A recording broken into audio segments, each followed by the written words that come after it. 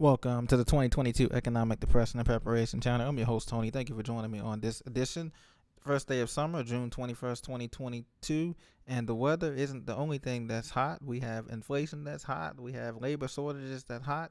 And gas prices that's hot. And the stock market apparently was hot today as it risen over 600 points on the Dow today, and a bounce back, a dead cat bounce back after last week's meltdown after the holiday, the Juneteenth holiday yesterday, I believe it was, I guess the 19th, the 20th.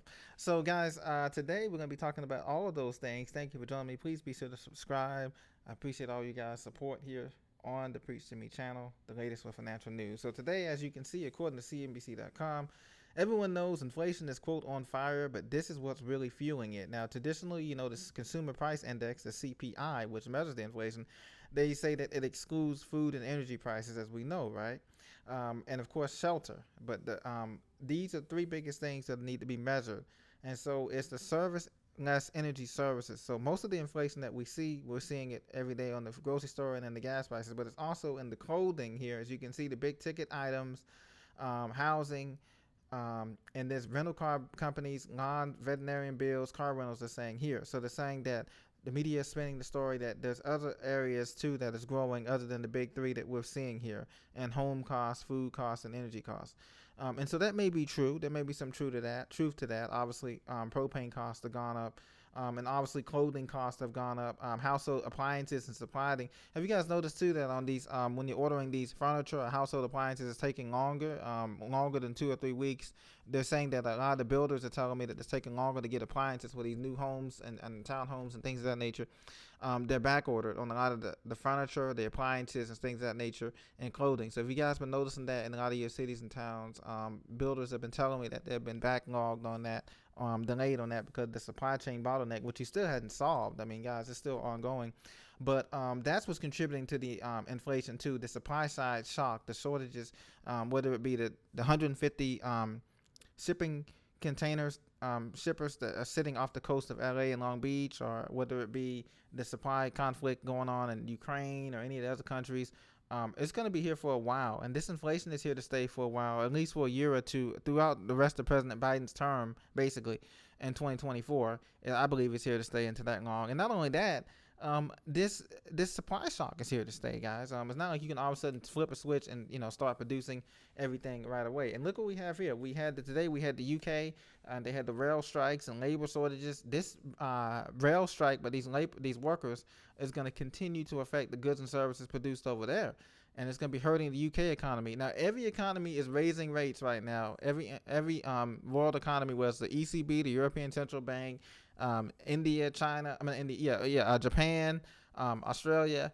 Everybody is raising rates around the world. The central banks are raising rates to try to combat inflation. Unfortunately, inflation is raging hot everywhere. So what we have here, when we have workers that are striking, they want more pay because the wages are not going up with inflation, as you know. The United Kingdom has a jobs problem, quote. We have a jobs problem over here as well, because the wages don't keep up with the inflation. It doesn't keep up with the cost of living for housing and food, as you know.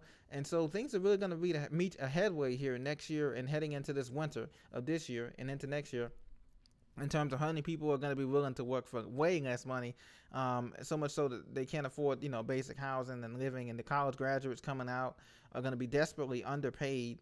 And so it's just going to be a big mess. And the big companies are saying, look, even in the UK, they're saying we can get automation robots to replace your jobs.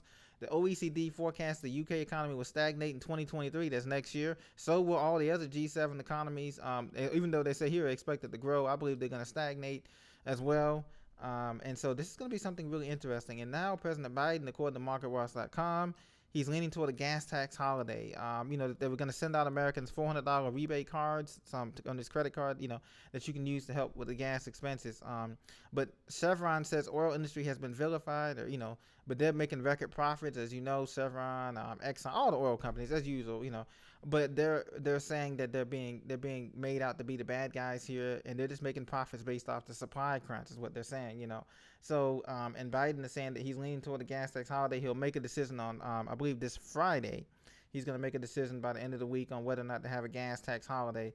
But this is going to do nothing to bring back the prices of gas. It may come down maybe 4 or 5 cents, but it's not going to come. You're not going to go back to the store and see, to the gas pump and see $3 gas or $2 gas again. We're never going to see that again, because guys, the fact of the matter is that it's already set. The prices have already forecasted 6 months ahead in advance. You know what I'm saying? So, and the supply situation is not getting any better. The Dow rallied today 600 points as stocks bounce back from worst week in over 2 years. They know last week things were really bad. This week it comes up 600 points, but it's only Tuesday, guys. Super Tuesday. Yeah, stocks market jump. Yes, everything's all good. But things are still really going to be bad. This is just the volatility that we're seeing. One day it's up 600 points, the next day it's down 1,100 points. That's how bad the stock market is overvalued. Bitcoin rose above 21,000. Cryptocurrency's been dropping over the week. But this is what's going to really affect everything. The 10-year yield increased to 3.3. That yield is continuing to go up, guys. I'm not a financial planner. I'm not a financial advisor, but T-bills, treasury bills, and bonds seems like the safe bet, and cash that everybody's going to be running towards once these markets. We haven't seen the real dip yet. These just little dips at a time. The real dips are going to come this winter, this coming fall, after September and October. The real dips are going to start happening in this market, I believe, in my opinion, because that's when the housing, the credit market, and this inflation that's going to be over 10% is really going to get out of control. Now, home sales give way as prices enter unprecedented territory.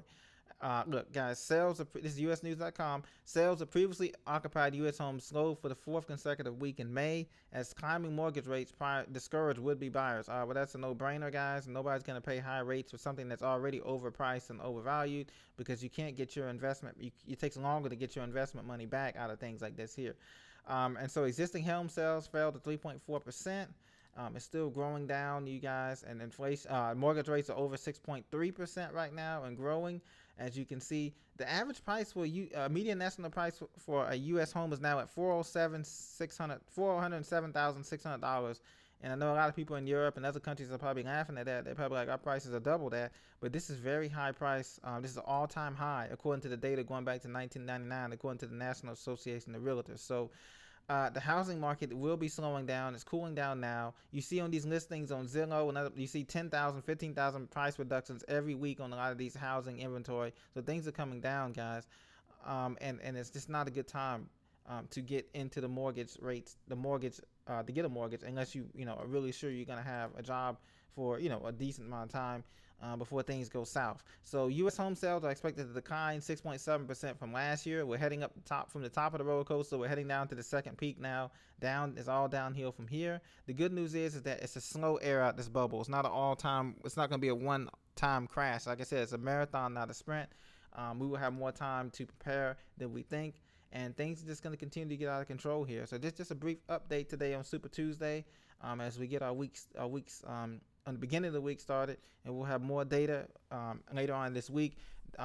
Once the Fed gets into the meetings next month in July, when they are going to raise it 75 basis points again, July, sometime middle of July. So that's going to be very crucial. They're going to wait and see what happens this month with the prices, and then next month they're going to raise it again 75 basis points, and they're going to see what happens and where to go from there. That's a strategy. So I'll keep you posted. Thank you for joining me on this edition of Preach to Me for the latest financial news, and also a live session will be coming again. Question and answer session will be coming again probably sometime next month after July the 4th festivities and all that kind of stuff, and we'll see. We'll go from there. So thank you very much. Have a great day. Talk to you soon, guys.